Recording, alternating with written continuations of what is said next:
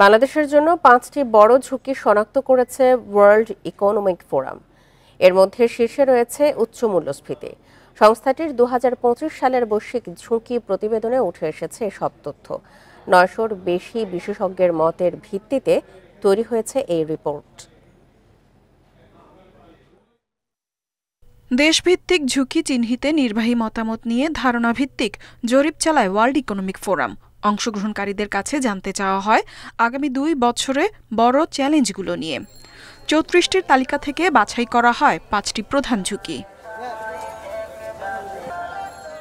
এই জরিপে বাংলাদেশের সামনে থাকা ৫টি ঝুঁকির মধ্যে শীর্ষে রয়েছে উচ্চ মূল্যস্ফীতি। এর আগে জানুয়ারির ইকোনমিক প্রসপেক্টাসে চড়া মূল্যস্ফীতির আভাস দেয় বিশ্বব্যাংকও। এক্ষেত্রে সরকারের লক্ষ্য পূরণও কঠিন বলছে তারা। এদিকে গত ২৮ মাস ধরে দেশের মূল্যস্ফীতির হার ৯% উপরে।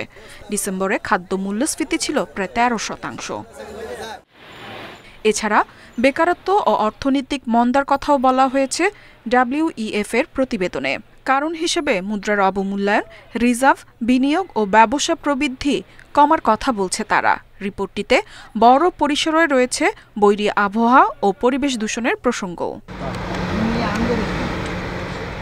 পাশাপাশি বৈশ্বিক পরিসরে এ বছরের জন্য 10টি প্রধান ঝুঁকির ক্ষেত্র চিহ্নিত করেছে ইকোনমিক ফোরাম।